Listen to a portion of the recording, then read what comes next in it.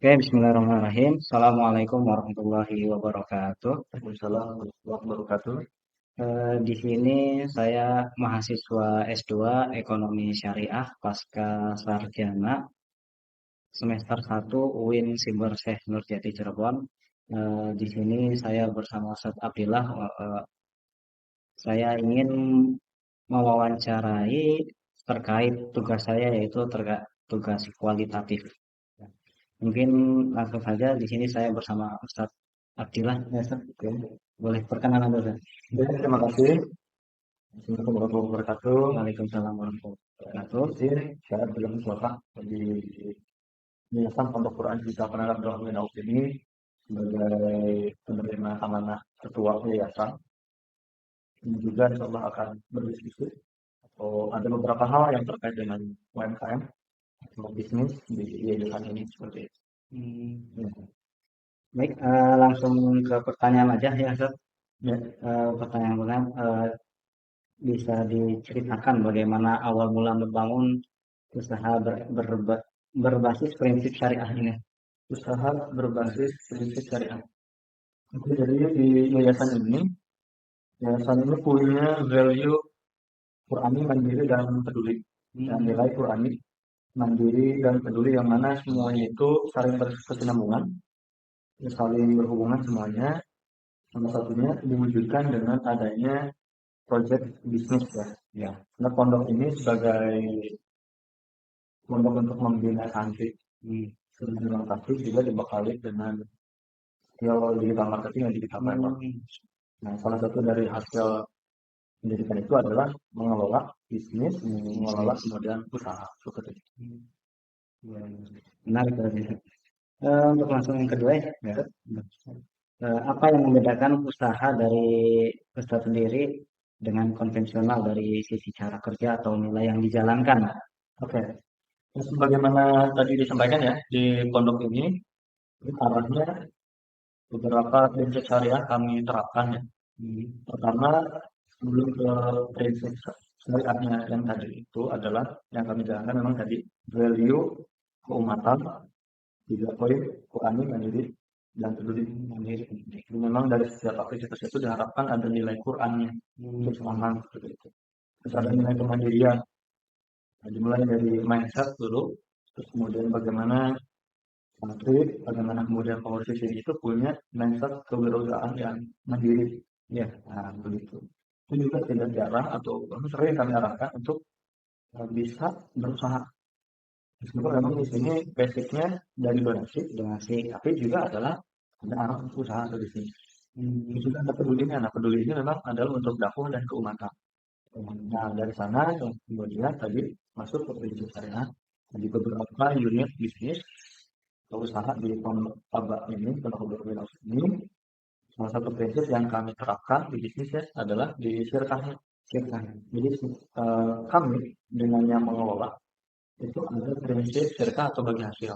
Beberapa persen yang disepakati. Iya, seperti itu prinsip syariah dan masuk muamalah, berpikir muamalah dan syirkah. Iya, seperti itu. Terus selain itu juga memang prinsip dan arah dari bisnis atau usaha di pondok ini, dari saat ini, adalah untuk dakwah dan keumatan. Dan misalkan yang sekarang alhamdulillah sudah berjalan ya, adalah bisnis bakso, bisnis biasa. Itu arahnya memang untuk dikolongkan atau diputarkan ke program-program keumatan. Nah, terlepas kemudian kami pakai operasionalnya untuk menggaji karyawan atau staff atau pengurus di sini, ya, memang arahnya untuk berkuat. Juga kemudian untuk pakai ini sudah masuk ya, ya itu masuk juga ke value kami. Jadi memang arahnya untuk berkuat seperti itu. Jadi bukan murni pada profit, ya, atau keuntungan atau margin ya. Memang ada value yang kami aplikasi seperti itu. Jadi untuk pertanyaan selanjutnya, bagaimana penerapan nilai-nilai Islam seperti kejujuran, amanah, dan keadilan dalam kegiatan usaha sehari-hari? Oke, penerapan nilai-nilai seperti tadi ya. Kami mulainya dari akad dulu. Jadi pengelola, bahkan pengurus dan staf di sini, ya, dimulai dengan kejelasan akad. SOP-nya seperti apa, kerjanya seperti apa, tujuannya apa, bahkan sampai kami sebutkan terkait dengan pendapatan mereka atau profit yang didapatkan oleh mereka berapa, bagi hasilnya berapa. Nah, berangkat dari akad itulah kemudian diharapkan bisa tuh masuk ke kejujuran, Iya. ke apa tuh tadi? Amanah. Amanah, lagi Keadilan. keadilan juga arahnya ke sana. Yang mungkin nonsen ya, atau nonsen tidak masuk akal misalkan, atau tidak logis juga ketika kita junjung yang tadi disebutkan ya, amanah, keadilan, itu kan besar banget ya nilainya, abstrak dan kalau tidak diwujudkan dari mulai akad naskah ya seperti itu mulai kami dari akad dulu seperti itu. Untuk selanjutnya, kode 4 ini apa tantangan terbesar yang bisa hadapi dalam menjalankan MPM dengan prinsip syariah ini? Oke, Ada tantangan. tantangannya memang sementara ini ya, selain memang perlu meningkatkan pendapatan, Ya. yang paling utama adalah di internal ya. Sebagaimana di organisasi biasanya penyampaian dari tantangan internal seperti halnya SDM, itu yang paling antara di tantangannya. Dan misalkan bagaimana meningkatkan SDM-nya itu agar siap belajar. Bagaimana kemudian untuk tadi ya mewujudkan nilai-nilai tadi. Ya. Nah, itu menunjukkan dari yang tadi adalah ketika akal sudah disepakati, misalnya sudah jelas. Nah, tantangan selanjutnya bagi kami adalah bagaimana si penerima akal itu untuk bisa komitmen. Selain memang komitmen juga adalah bagaimana untuk selalu punya growth mindset, punya mindset bertumbuh untuk selalu belajar. Kan enggak sedikit tuh dari tim kami yang memang berangkat dari latar belakang yang tanda kutip bukan Islami gitu ya. Kayak misalkan dari mulai pengaturan waktu sholat, kemudian culture yang diinstal, culture kayak misalkan briefing tepat waktu. Itu kan cukup menantang juga ya. Enggak semuanya bisa komitmen untuk hal tersebut. Itu terkait dengan harus jaga di tempat bisnis ya, di tempat kemudian bagaimana dia melayani customer. Itu juga menantang juga. Itu tantangannya. Dari mulai SDM tuh tantangannya. Ya, kemudian memang sebelum pendapatannya banyak di SDM-nya dulu yang perlu kami kuatkan. Ya, itu PR atau tantangan bagi kami. Begitu.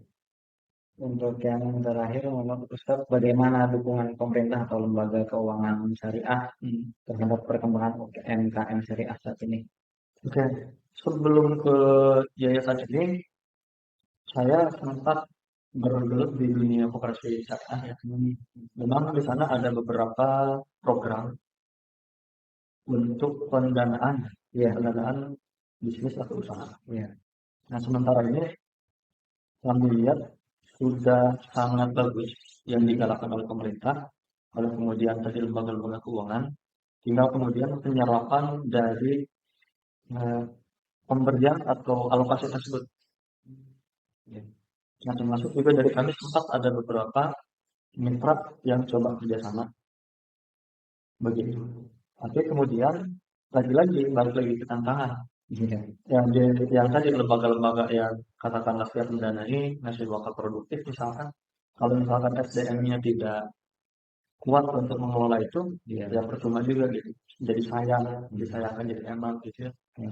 Dan kami kira balik lagi pertanyaan tadi, itu program pemerintah, program lembaga-lembaga syariah yang kami tinjau sementara ini, itu sudah bagus.